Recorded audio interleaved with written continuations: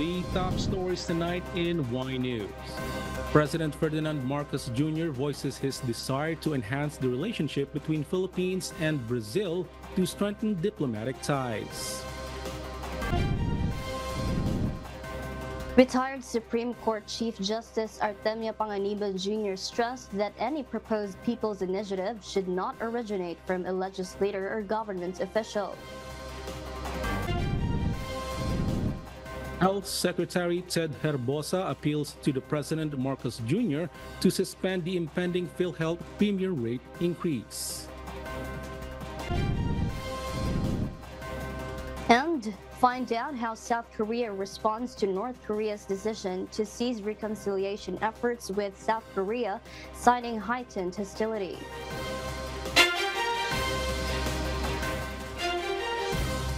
Good evening, Philippines and the world. Today is Wednesday, January 17, 2024. Join us in the next hour as we deliver today's top stories around the Philippines and in other parts of the world. I am Joselito Liquido. We are also seen in 1,935 satellite monitoring centers nationwide and via live streaming worldwide through the UNTV News and Rescue social media channels. I am Marvi Delphine. First in the news. In a recent diplomatic exchange, President Ferdinand Marcos Jr. expressed his aspirations to strengthen the relationship between the Philippines and Brazil during a courtesy visit at Malacanang with the new Brazilian envoy. The chief executive highlighted Brazil's significance as a crucial partner for the Philippines in various aspects, including technical cooperation, agriculture, trade and investment, defense, and environmental protection. This partnership dates back to the establishment of the diplomatic relations between the two countries in 1946. During the presentation of credentials by the newly appointed Brazilian ambassador, Ambassador-designate Gilberto Fonseca Guimares de Mora at Malacanang, President Marcos reiterated his desire to further enhance collaboration with Brazil. The Presidential Communications Office expressed support for Brazil's hosting of the 30th session of the Conference of the Parties, or COP30, of the United Nations Framework Convention on Climate Change in 2025. The Brazilian ambassador also emphasized his country's commitment to addressing challenges and strengthening its relations with the Philippines. In a notable appeal, Health Secretary Ted Herbosa has reached out to President Ferdinand Marcos Jr., urging him to consider suspending the slated premium rate increase for the Philippine Health Insurance Corporation, or PhilHealth, this year. The move is seen as a critical step to address concerns and ensure accessible health care for the Filipino populace during these challenging times. Gladys Tuabi details why. Secretary Ted Herbosa has penned a letter to President Ferdinand Marcos Jr., appealing for the suspension of the impending PhilHealth premium rate increase. And my position is, I think PhilHealth has enough money to actually continue to give benefits, and it will not be hurt by delaying the increase in premium. I need to see actual good actuarials on this one. So you need to have science-based to do the policy. Hindi yung whim na itataas mo lang. Secretary Herbosa argues that with the current rise in prices of goods, it is not opportune to implement such an increase. So if we stopped at 2 or 3% increase, we stop at where it was suspended. That to me is the logical way to lift the suspension. We don't jump to a very high kasi kawawa yung mga tao. This echoes the sentiments of last year when President Marcos halted the premium rate increase due to the ongoing pandemic and inflation in the country. On the other side of the discussion, PhilHealth President and CEO Emmanuel Ledesma maintains that they are merely adhering to the universal healthcare law and express readiness to comply with the President's decision. In response, Presidential Communications Office Secretary Chiloy Garafil conveys that President Ferdinand Bongbong Marcos Jr. is currently reviewing and studying the appeal made by Secretary Herbosa. Gladys Tuabi, UNTV News and Rescue. We serve the people, we give glory to God. The 449.5 billion pesos unprogrammed funds allocated under the 2024 national budget have been deemed not illegal by the Department of Budget and Management, or DBM. This declaration comes in response to the Albay 1st District Representative Edsel Lagman's move to ask the Supreme Court for a temporary restraining order against this budget allocation. Jed Neresina details why. Budget Secretary Emilia Pangandaman clarified that the budget allocated for unprogrammed funds serve as a standby fund intended for unforeseen costs related to essential programs and other projects. She emphasized that the presence of unprogrammed funds does not violate any laws. This statement came in response to a petition filed by Albay 1st District Representative Edsel Lagman challenging the legality of the said fund. Our definition, hindi po siya unconstitutional. Why? Kasi nga po, hindi po siya kasama dun sa talagang budget na mangyayari lang po siya pag may mga certain triggers na mangyari. Oo. Pero yan po yung understanding namin. The Department of Budget and Management, or DBM, maintains that unprogrammed funds are not unconstitutional as they are not part of the General Appropriations Act or the national budget. The DBM official added that the unprogrammed items in the 2024 budget will only be allocated if specific conditions are met, such as the availability of extra or surplus revenue through the Bureau of Treasury. Yung unprogrammed appropriations po, kaya po siya unprogrammed, hindi po namin na-estimate, na-project with the DOF, the DBCC, kung saan kukunin pa yung budget para doon. So we consider it as a standby appropriation. Meaning, may triggers po siya bago ma-release yung projects or projects under that item. The government is prepared to address inquiries regarding the unprogrammed funds included in the 5.768 trillion peso national budget for this year. Presidential Communications Secretary Chelo Garafil also stated that the executive branch is ready to submit a response to the petition if the Supreme Court issues such an order. Jed Neresina, UNTV News and Rescue. We serve the people, we give glory to God.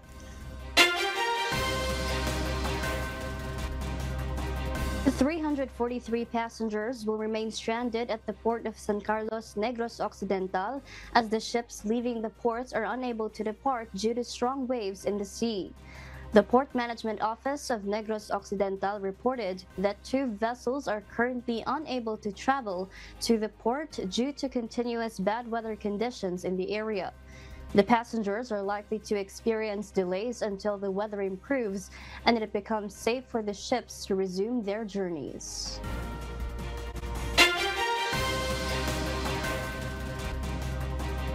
And for the news abroad, Yemen's Houthi rebels have asserted responsibility for a missile strike on a Malta-flagged cargo ship in the Red Sea, prompting the United States to launch retaliatory strikes on Houthi targets amid escalating tensions in the vital maritime route. This after the United States confirmed a recent strike on Houthi targets amidst escalating tensions in the strategic waterway. The maritime risk management company Ambri reported that the Malta-flagged Greek-owned bulk carrier was hit by a naval missile while transiting the southern Red Sea northbound. The Houthis' military spokesperson Yahya Saraya stated that the rebels targeted the Sografia ship with naval missiles on its way to Israel, resulting in a direct hit. No injuries were reported, and the vessels en route to the Suez Canal continued its journey despite the attack, according to Greek Ministry and Shipping and Island Policy. Simultaneously, the U.S. military launched a strike against the Houthis, destroying 4 ballistic missiles that posed an imminent threat to the merchant and U.S. Navy ships in the region. The Red Sea tensions, with potential implications for the liquefied natural gas or LNG shipments, were highlighted by Qatar's Prime Minister at the World Economic Forum. Concerns were raised about the impact on LNG vessels with alternative routes seen as less efficient. The Prime Minister cautioned against military intervention, suggesting it could escalate the crisis further. The Tunisian National Guard has disclosed that around 40 Tunisian migrants have been missing for several days after attempting to reach Italy through the Mediterranean Sea. These migrants departed from Sfax City last Wednesday, January 10. Promptly, their families alerted the National Guard when communication with the group was lost. Search and rescue operations have been initiated by authorities to locate the missing migrants. Eastern Tunisia and Libya serve as major departure points for thousands of irregular migrants seeking to escape turmoil or severe economic crisis in hopes of securing a better life in Europe. In the first 11 months of 2023, nearly 70,000 irregular migrants were intercepted by Tunisian authorities, doubling the figure from the same period in 2022. Out of this number, 77.5% originated from sub-Saharan Africa, with the remaining portion being Tunisian nationals.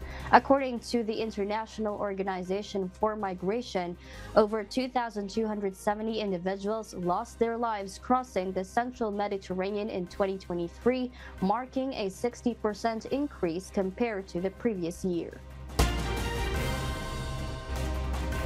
The Qatar Ministry of Foreign Affairs has announced that Israel and Hamas have agreed to allow the delivery of medicines to Israeli captives in Gaza and provide aid to residents in the besieged territory.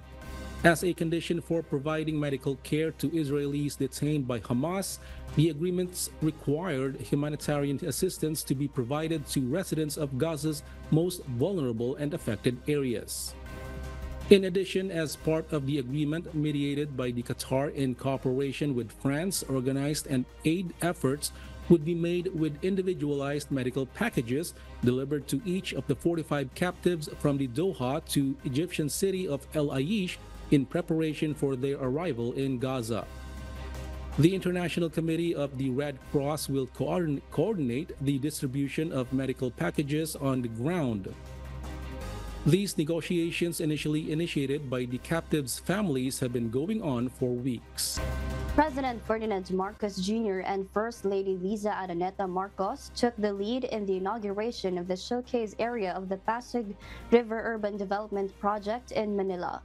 This ambitious project aims to transform Pasig River into a center of economic activity, tourism, and enhance transportation connectivity in Metro Manila and adjacent provinces. Nela Maribuhok reports.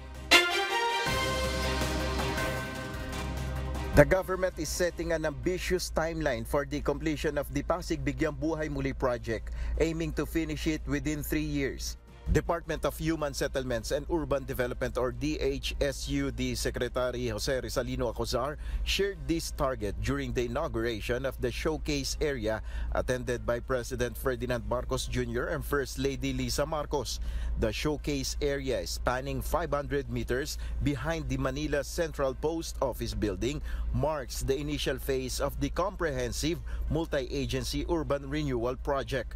This newly constructed area will function as a public park with a pedestrian-friendly walkway on a concrete platform featuring water fountains accented by lighting and seating areas that can double as an open-area venue for events. Recreational and wellness amenities including public parks, jogging and bike paths are planned for key areas along the 25-kilometer stretch of the river, which traverses 11 cities in the metropolis. Secretary Acozar mentioned that around 5,000 families would be relocated due to the Pasig River project. Meron po tayong ginagawa, ito po hindi lang po beautification, ito po ay proper din. Kasi po itong mga site na ginagawa po na ngayon ng resettlement ay dyan po sa Baseco, dyan po sa may pier, sa Philippine Ports Authority. Meron pong 25 hectares dyan. Almost 60,000 units po ang tatayo natin pabahay dyan. He added that the total cost of the project is 18 billion pesos that will be sourced through private funding. President Marcos expressed optimism about the revival of the Pasig River. We are here to blaze a path forward for this national asset. We are here to reject the defeatist view that the Pasig River is beyond redemption. We are here to consecrate ourselves to the mission of transforming Pasig River to what it is supposed to be.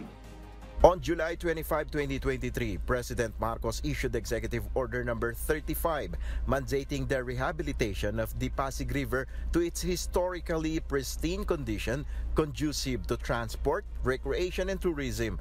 The IAC-PRUD immediately developed a master plan for the rehabilitation project, which was subsequently approved. The Interagency Council for the Pasig River Urban Development is chaired by the DHSUD Secretary. Nel Maribuhok, UNTV News and Rescue. We serve the people, we give glory to God.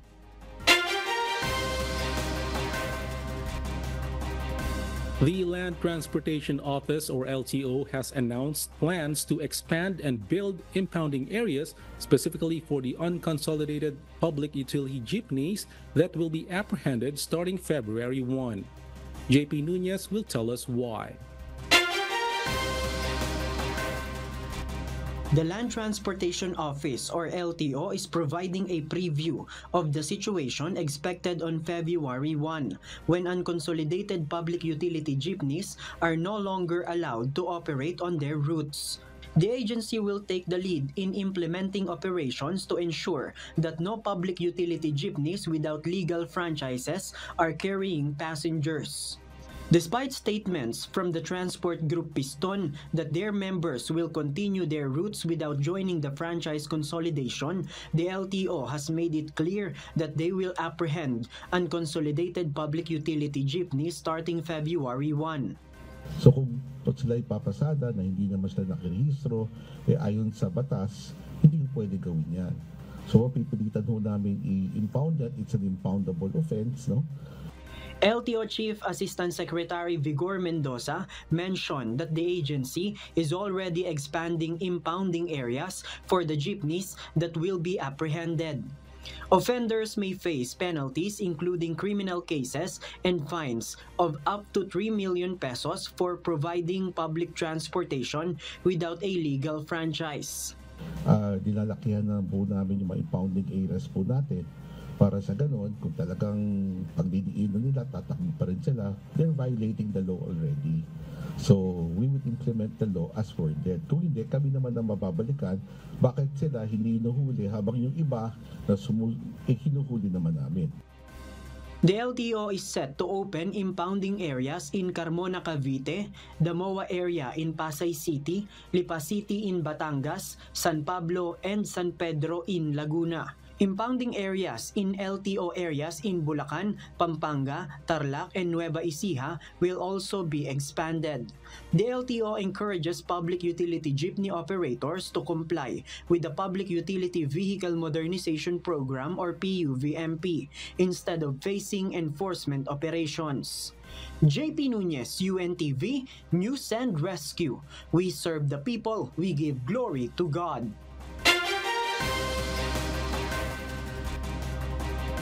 In a concerning development, the Bureau of Immigration, or BI, is currently investigating 4 of its employees who are part of the visa processing group. The investigation focuses on the alleged issuance of visas to foreign workers in the country, with reports suggesting the use of fake companies for their entry petition.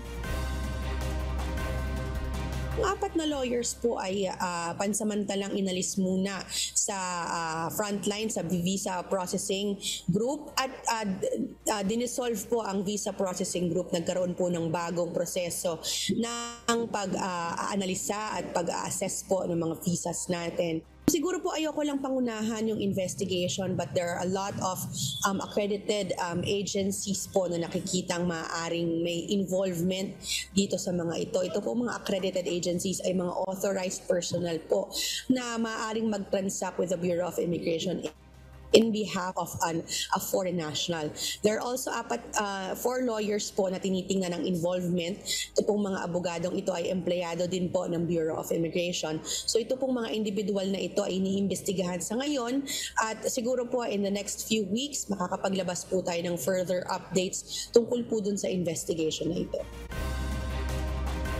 According to the initial audit conducted by the Bureau of Immigration, 457 foreign workers were granted 9G visas and a staggering 116 fake companies were unearthed. However, this number may surge into the thousands as the investigation progresses. Responding to the gravity of the situation, the Department of Justice has issued an order for BI to scrutinize records spanning the last 5 years. To unravel the complexities of this case, a fact-finding committee has been assembled to spearhead the investigation into this intricate web of visa irregularities. Kaya yan ang pinapaimbestigahan ko 5 years back para matigil na itong kalokohan na to. No?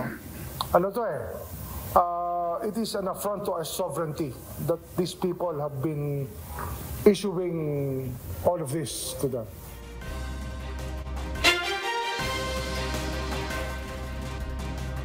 And in other global news, North Korea has declared its decision to abandon the decades-long pursuit of peaceful unification based on a shared sense of national homogeneity with South Korea. Tensions have reached a new height with North Korea's weapons development engaging in a tit-for-tat dynamic with South Korea's military exercises alongside the United States. Ryuji Sasaki tells us why. Reconciliation between the two Koreas will no longer be pursued by North Korea. Instead, its leader Kim Jong-un is calling for the rewriting of his country's constitution to eliminate the idea of shared statehood between the war-divided countries. United Nations Secretary General Antonio Guterres is concerned about the unfolding cut in contacts, according to UN spokesperson Stefan Dujarric. He stated that the UN sticks with the diplomatic engagement as the only possible path for long-lasting peace, as well as complete and verifiable denuclearization on the Korean Peninsula. Aside from aiming to diminish South Korea's voice on regional security matters, Kim has declared the southern country as a permanent adversary, not a potential partner for unification, believed to be part of efforts to improve his credibility on escalatory nuclear doctrine. Under such doctrine, the military is authorized to launch preemptive nuclear attacks if Pyongyang is perceived to be under threat. The action is actively boosting partnership with Russia and China, attempting to get out of diplomatic isolation and raise North Korea's leverage against Washington. North Korea's official news agency, Korean Central News Agency or KCNA, also disclosed key government agencies' Committee for the Peaceful Reunification of the Country, National Economic Cooperation Bureau, and the International Tourism Administration, tasked with managing relations with South Korea, have been abolished. Another of Kim's demands was the removal of past symbols of inter-Korean reconciliation to completely eliminate concepts of reunification, reconciliation, and fellow countrymen from the Republic's national history. He also described as an eyesore and ordered the tearing down of a monument in Pyongyang honoring a pursuit of reunification and called for cutting off cross-border railway sections. Meanwhile, South Korean President Yoon Suk-yeol said Kim's comments show his anti-national historical nature of government. He stressed that he is maintaining firm defense readiness and, if provoked, would punish their North counterpart multiple times. Kim, on the other hand, said a nuclear conflict in the Korean Peninsula would end South Korea's existence and will mean unimaginable disaster and defeat to the United States. The North Korean leader vowed to expand his nuclear arsenal and severed virtually all cooperation with South Korea, which escalated at a record pace during Russia's war with Ukraine. The United States and South Korea have accused North Korea of providing arms, including artillery and missiles, to Russia in its fights against Ukraine. Ryuji Sasaki, UNTV News and Rescue. We serve the people. We give glory to God.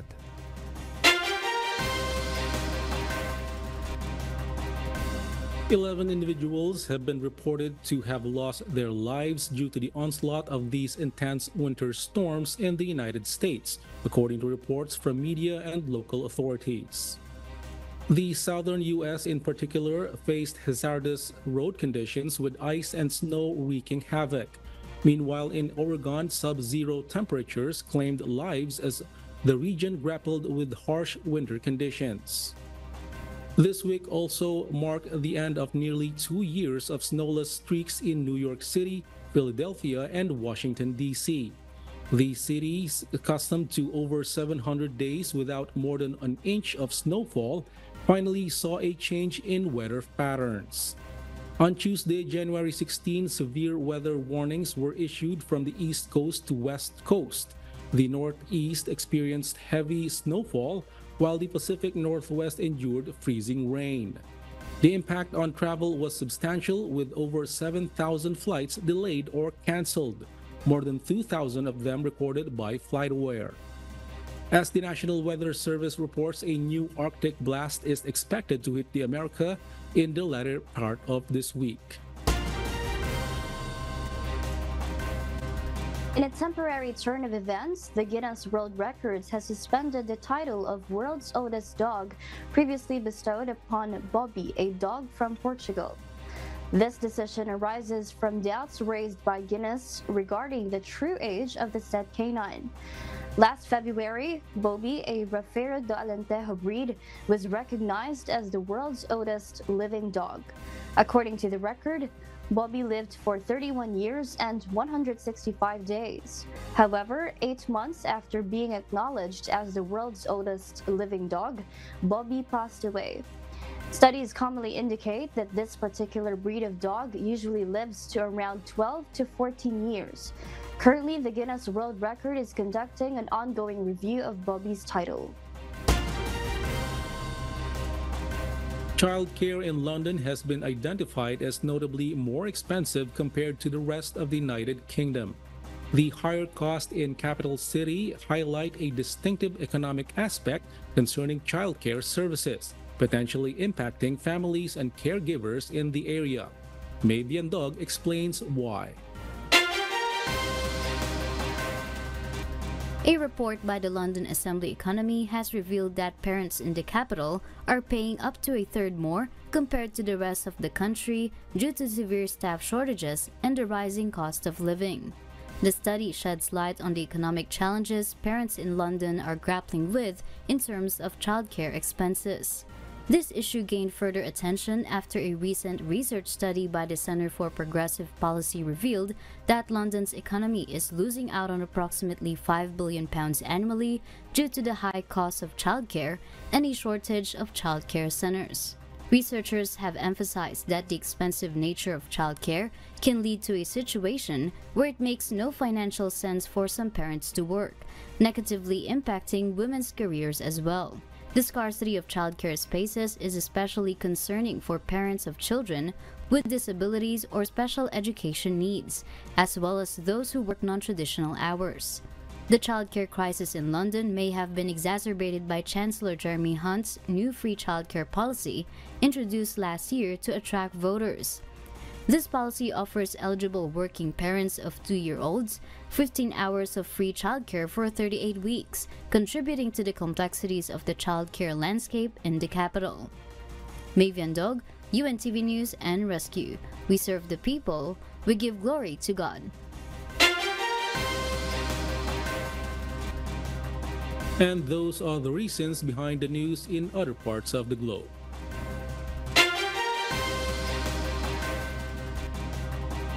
Retired Supreme Court Chief Justice Artemio Panganiban Jr. emphasized that any proposed people's initiative should not originate from a legislator or government official. Dante Amento tells us why. A people's initiative is a constitutional power guaranteed by the 1987 Philippine Constitution, specifically reserved for local people or citizens. Retired Supreme Court Chief Justice Artemio Panganiban Jr. emphasized on Wednesday, January 17, that any proposal using this method to amend the Constitution should not come from a legislator, government official, or the government itself. A people's initiative can come from the local people. And if you're talking of, let's say, barangay captains, they're part of the local people, but not legislators. Because legislators, as I said, have their own methods given by the Constitution to change the Constitution. Panganiban clarified that legislators or the Congress as a whole have the authority to propose amendments to the Constitution through a Constituent Assembly or CONAS or Constitutional Convention or CONCON. These can be achieved through voting jointly or separately, and legal luminaries or experts may be elected or delegated as advisors to the legislators. Although the Constitution was not very direct in saying that it is to be that the two chambers are to be voting separately, yet the separate voting is implied from the other provisions of the Constitution. Meanwhile, the Commission on Elections or COMELEC has revealed that they are continuously receiving signature pages for the proposed People's Initiative to amend the Constitution. Chairman George Erwin Garcia stated that approximately 400 different cities and municipalities have submitted these signature pages. Dito naman po sa amin sa main office, pinapa-classify na po natin kung anong distrito siya at more or less ilang distrito na yung involved doon sa na-submit sa amin ng mga signature pages. Dante Amento, UNTV, News and Rescue. We serve the people. We give glory to God.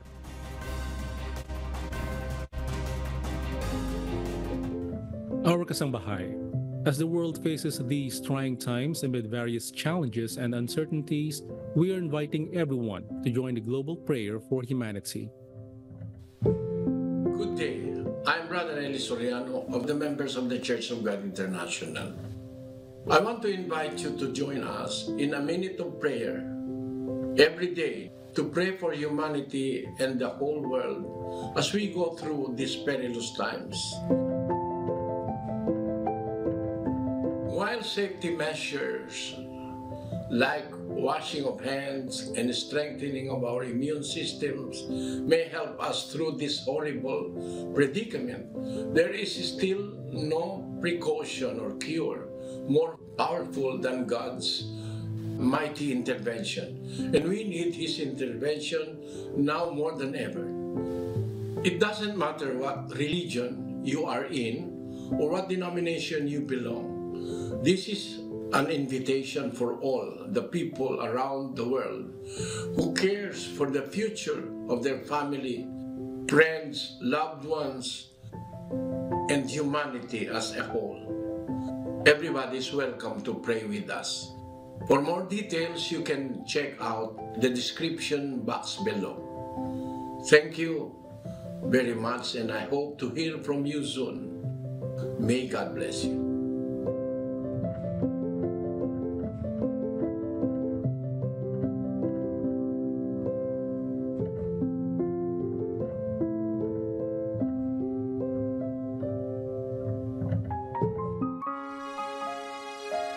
Before we close, we will leave you with the word giving glory to God. From the book of Psalms, chapter 111, verse 10, it says, "The fear of the Lord is the beginning of wisdom. A good understanding have all they that do his commandments. His praise endureth forever."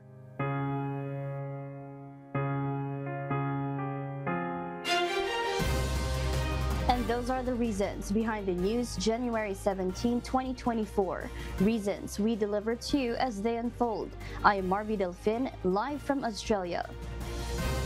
And because we need to know, we will always ask why. I am Joselito Liquido, live from Malaysia.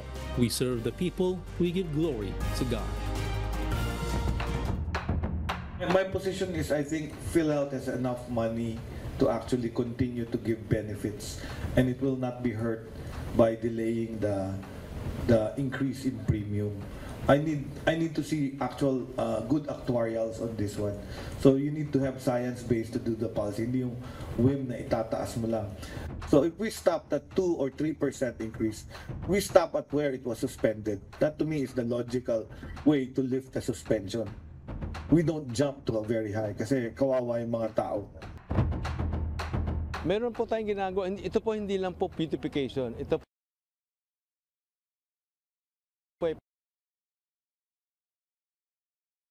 site na ginagawa po na ngayon ng resettlement. Ay dyan po sa Paseco. Dyan po sa may pier sa Philippine Ports Authority. Meron pong 25 hectares dyan. Almost 60,000 units po ang tatayo natin pabahay dyan. We are here to blaze a path forward for this national asset. We are here to reject the defeatist view that the Pasig River is beyond redemption. We are here to consecrate ourselves to the mission of transforming Pasig River to what it is supposed to be.